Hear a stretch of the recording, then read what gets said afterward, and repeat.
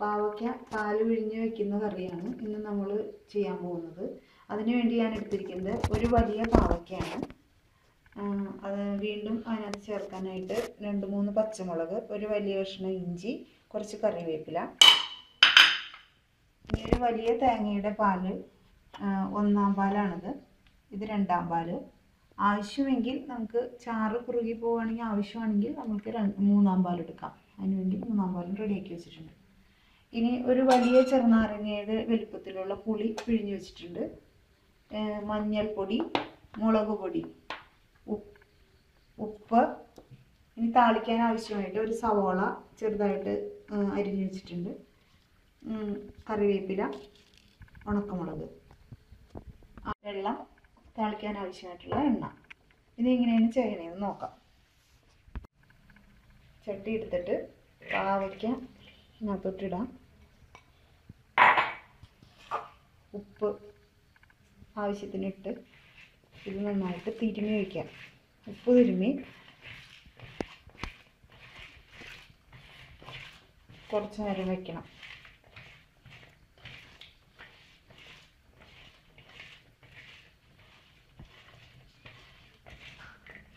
ഉപ്പ് നന്നായിട്ട് പാവയ്ക്കയിൽ പിടിക്കാൻ വേണ്ടിയിട്ട് ഒരു 10 മിനിറ്റ് നമ്മൾ ഇത് മൂടി വയ്ക്കണം. 10 മിനിറ്റ് കഴിഞ്ഞ് പാവയ്ക്കയിലേക്ക് നമ്മൾ നന്നായി ഉപ്പൊക്കെ പിടിച്ച പാവയ്ക്കയാണ്. ഇതിനകത്തേക്ക് നമ്മൾ ഈ വാളംപുളിയുടെ വെള്ളം ഒഴിച്ചു. ഇത് അടുപ്പത്തേക്ക് വയ്ക്കാം. ഇതിങ്ങനെ ഇരുന്ന് നന്നായിട്ട് വേവണം. പുളിവെള്ളത്തിൽ വെന്ത് വരട്ടെ. 10 മിനിറ്റ് അങ്ങനെ ഇരുന്ന് വേവണം. നമ്മുടെ പാവയ്ക്ക പുളിയൊക്കെ പിടിച്ച്, ഉപ്പും പുളിയൊക്കെ പിടിച്ച് നന്നായിട്ട് വെന്തിട്ടുണ്ട്. ഇങ്ങനെ വരുമ്പോൾ തന്നെ ഇതിൻ്റെ പാവയ്ക്കയുടെ കയ്പ്പ് ഒരുപാട് കുറഞ്ഞു കിട്ടും. ഇനി നമുക്ക് ഇതിനകത്തേക്ക് തേങ്ങാപ്പാൽ ഒഴിക്കാം. നമ്മൾ 2-ാം പാൽ ഒഴിക്കണം. തേങ്ങ പിഴിഞ്ഞ് വെച്ചിരുന്ന 2-ാം പാൽ.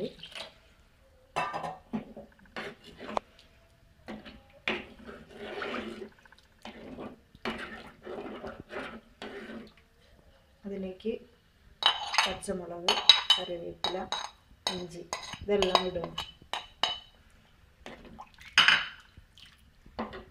ഇനി അതിനകത്തേക്ക് മഞ്ഞൾപ്പൊടി ഒരു 1/4 ടീസ്പൂൺ, പിന്നെ മുളക് പൊടി,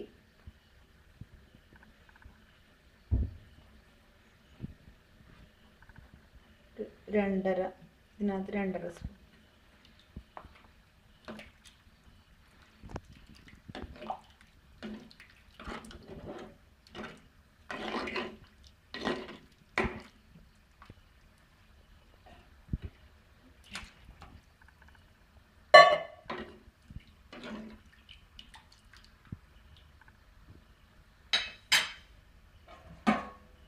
ഇതിരുന്ന് തിളച്ച് ചാറ് കുറുകി വരണം.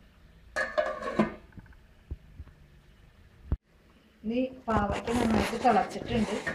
നമുക്കിത് ഇഞ്ചിയും പച്ചമുളകും മഞ്ഞൾപ്പൊടി, മുളക് പൊടി എല്ലാം ഇതുമായിട്ട് യോജിച്ച് നന്നായിട്ട് വെന്ത് വരാൻ വേണ്ടിയിട്ട് നമുക്ക് ഇതിൻ്റെ ഫ്ലെയിം കുറച്ച് മീഡിയത്തിലിട്ട് വയ്ക്കാം.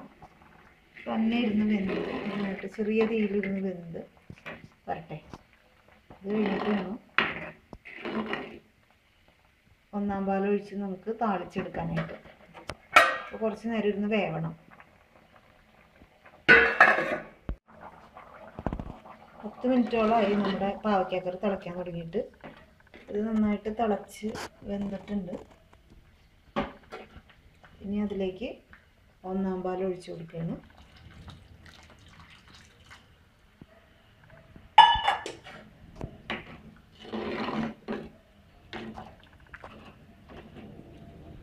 പാൽ ഒഴിച്ച് കൊടുക്കുമ്പോൾ നമ്മൾ തീ ഒന്ന് കൂട്ടി കൊടുക്കണം.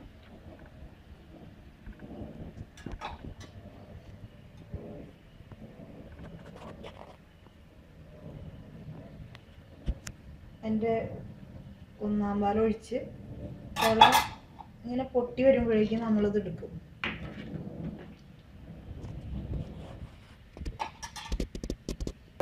നമുക്കൊരു സ്വല്പം ഉപ്പിട്ട് കൊടുക്കാം.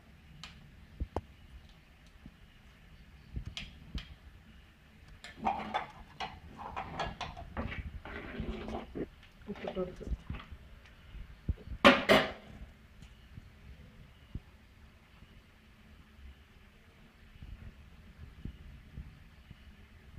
തിള പൊട്ടി നമ്മളിത് മാറ്റി വെച്ചിട്ട് താളിക്കാനുള്ള പാത്രം എടുത്തു.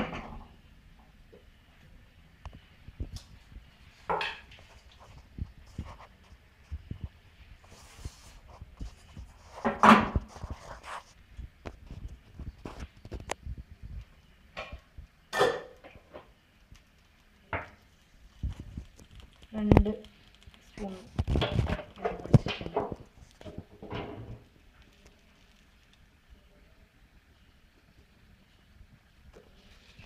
എണ്ണ കാഞ്ഞ് വരുമ്പോൾ നമ്മൾ വേപ്പില ഇട്ട്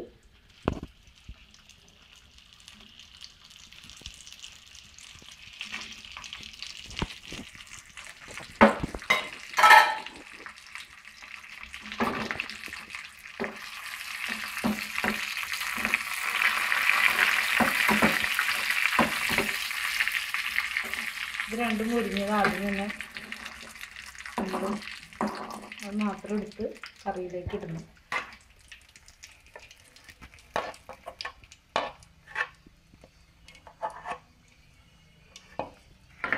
എന്നിട്ട് വീണ്ടും ആ എണ്ണയിലേക്ക് സവോള,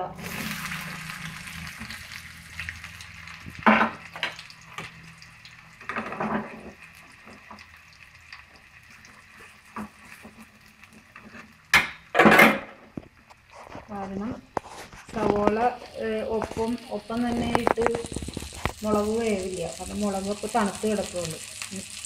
ക്രിസ്പിയായിട്ട് കിടക്കണമെന്നുണ്ടെങ്കിൽ ആദ്യം തന്നെ വെളിച്ചെണ്ണയിൽ നമ്മൾ വറുത്ത് കോരിയിടണം.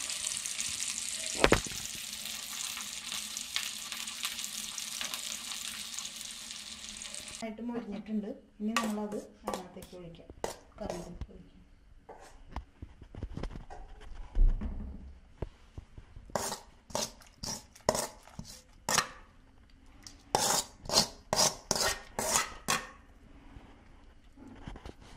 പാവയ്ക്ക പാൽക്കറി